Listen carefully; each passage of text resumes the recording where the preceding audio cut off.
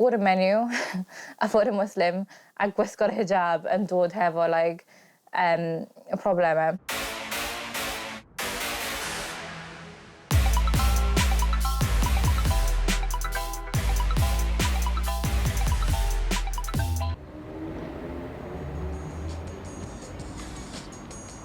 So, rydw i wedi tyfu lan yn Grangetown, rydw i byw yma am holl mywyd. Mae'n cymuned amrywiol iawn. Chi'n gallu gweld gwahanol cefndiroedd yn dod at ei gilydd. So mae'n eitha neis. O ran hynny, be dwi'n meddwl, gyda ffrind dwi'n meddwl, o ran y ragfarn mae'r cymuned eang hefo. Yr un fwyaf yw bod merched yn y prest, ac dyna oherwydd y crefydd. Ond mae hwnna'n hollol anghywir. Menywod methu mynd i'r mosg, methu cael addysg ar ôl priodi, yn cael arranged marriages, ni angen aros adre pan maen nhw'n cael plentyn. Ac rwy'n meddwl mae'r ragfarn wedi cymryd dros oherwydd y diwylliant sydd yn bodoli yn y cymunedau. Ac efallai bod e wedi sgiwo tym bach o beth yw Islam. Mae Islam wedi rhoi menywod fel stand uchel iawn. Ond ie, mae'n lan i ni i cael gwared o'r ragfarn yna ac dweud wrth pobl bod, dyma yw diwylliant ac dyma yw crefydd a trio gwahanu nhw. Ac wneud ddim fwy syml os yn bosib.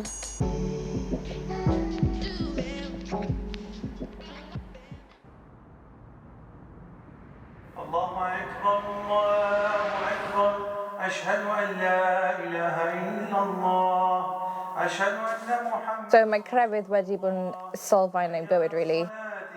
Pan nes i yn Mecca, roedd yn amazing i ddweud y gwir. Mae'r atmosphere mor, just buzzing vibe. Nes i fynd pan o'n i'n 11 mlwydd oed.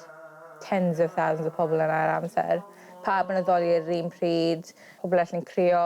Mae pobl yn dweud bod os chi'n gwneud gweddi fyna, mae fwy o siawns o cael derbyn os mae hynny'n synwyr. Chi jyst yn teimlo mor ysgafn efo bod chi, there's no comparison. Allahu Akbar, Allahu Akbar, la ilaha illallah. Pam des i nôl, ni wedi penderfynu i cadw'r hijab anodd. So fi eisiau actually gwisgo fy identity arno fy hunain a, neu'n obvious bod fi yn Muslim. Pan es i ysgol uwchradd, ni wedi cael tym bach o backlash o'r anhiliaeth ac just casual racism. Roedd hwnna'n eitha anodd, a fi methu actually delio hefo hwnna. Sa'n siŵr, roedd resilience fi ddim yn dda iawn yn yr adeg, yn enwedig yn ysgol newydd. So nes i tynnu e bant. Yn ysgol uwchradd, y peth yw mae'r diwylliant yng Nghymru, enghraifft rygbi, gwylio rygbi, chi'n mynd i'r pubs, pan chi'n mynd i cyrraedd fel chweched, mae pawb yn hoffi yfed ar y weekend, ac y peth yw ni methu ymuno neu yfed neu joio mewn gyda hynna, so mae'n eitha'n anodd. So pan nes i tynnu e bant, roedd bywyd yn ysgol yn fwy normal os mae hynny'n synwyr. Ond roedd yn meddwl bod ni'n tym bach yn compromiso fy crefydd ac roedd fy lefel o ysbrydoliaeth wedi fynd so lawr. Pan nes i prifysgol, ni wedi penderfynu gwisgo'r hijab eto. Roedd ni'n meddwl fod fi'n fwy ysbrydol eto, ac roedd e'n just fit perffaith yn bywyd. So nes i trio fynd lan am sports secretary, am Islamic Society, ac roedd hwnna wedi derbyn, basically wedi dweud bod efallai bod y menyw yma, ddim yn crefyddol iawn. Hyd yn oed bod fi'n gwisgo scarf a hijab a pethau fe hynny. Are you ready? It's a affront to paid roi y job i hi oherwydd mae hi ddim yn actually yn crefyddol. Ond y peth yw, roedd hwnna ddim yn Islamaidd o gwbl, oherwydd chi methu siarad dros intention rhywun arall. Enghraifft, fi'n gwisgo colir, efallai bod fi ddim yn gwisgo'r jilbab, ac efallai bod hwnna yw bannau o beth sydd yn menyw Muslim, os mae hynny'n synwyr, sydd yn anghywir, hollol anghywir. Mae'r crefydd, i fod dod o tu mewn, mae'n personol yn llwyr. Chi methu dweud bod menyw hynna ddim yn gwisgo hijab, neu mae menyw hynna yn gwisgo skinny jeans, ond mae'n gwisgo hijab. There's no comparison. Chi methu dweud, mae'n rhwng Duw a'r individual. So, dyna problem fi'n meddwl ni gyda yn y cymuned, yr un am bod y bechyn yn meddwl bod, dyna categori dyna menywod fod mewn. Ac oherwydd hynny, ni fydd yn ffito stereotypical, 100% on-point Muslim woman, roedd ni'n meddwl bod yn gallu dweud hynna. Fel eich bod chi'n cael ei targedu fe eich cymuned eich hunain, a pobl eich crefydd eich hunain, you should be on your side.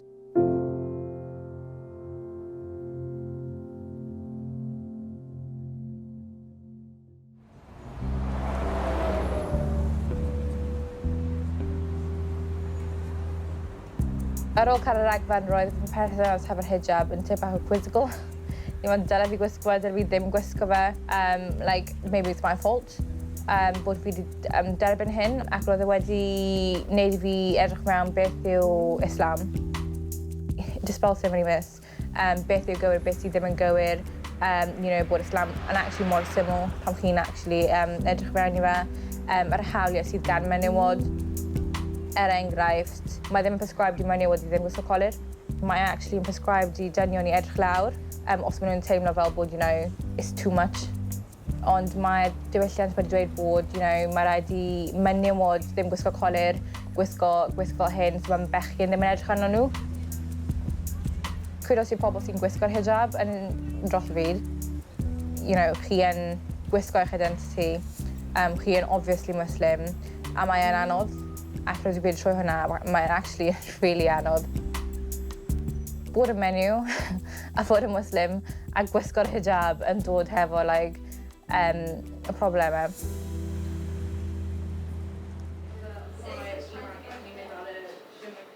Really romantic, rwy'n hoffi dwi'n hoffi y meddwl, y thought o hwnna. Ond mae rhieni fi wastad yn dweud addysg, a wedyn meddwl i amdano pethau fel hwnna. Tybed bod fi yn ffeindio bachgen i ddim, neu mae pure sy'n cael ei trefnu i ddim, o leia mae gen i'r stability, mae gen i swydd, mae gen i rhywbeth am y mywyd i sicrhau bod mod i medru byw bywyd mewn ffordd sydd yn sustainable. Annibynnol, basically. Annibynnol, ie, dyna'r gair. So bod chi ddim angen dyn mewn eich bywyd. Ie. So mae hwnna'r peth yw bod newid o perceptions diwylliannol o pobl sydd yn trio fforthio'r diwylliant nhw arno ni fel plant, o ran rieni. Ac mae hwnna yn newid. Fel ni wedi dweud bod generation nhw hollol gwahanol i generation ni. Ble ni'n trio differentiator rhwng diwylliant a crefydd. Beth sy'n cywir yn crefydd, be ni yn gallu wneud, ddim yn gallu wneud, a ni'n siŵr bod pobl eraill yn gwybod bod crefydd ni ddim yn oppressive, os mae hynny'n synwyr. Fel, hyd yn oed fel yn ymwneud â dating a stuff, mae hwnna ddim yn crefydd, mae'n jyst yn diwylliant. A fi'n credu pan mae'r diwrnod yn dod lle fi yn mynd i ffeindio rhywun a fi'n credu priod yn nhw, fi'n credu fi angen gwneud lot fwy o ymchwil ar beth yw hawliau fi yn Islam.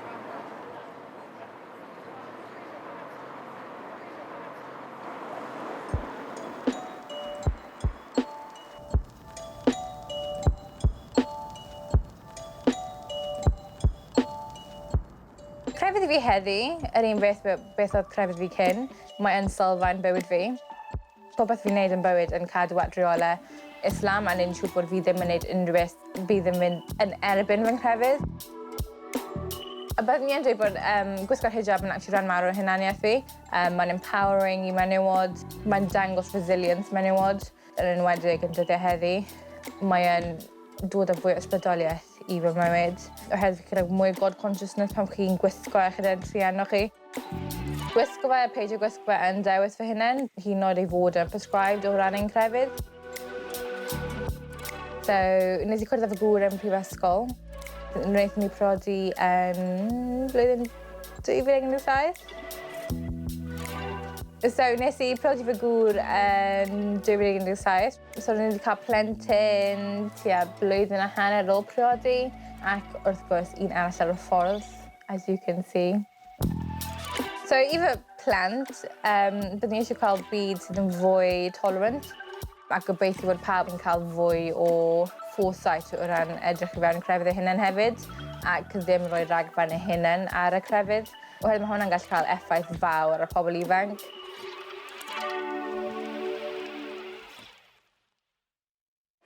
Bye-bye.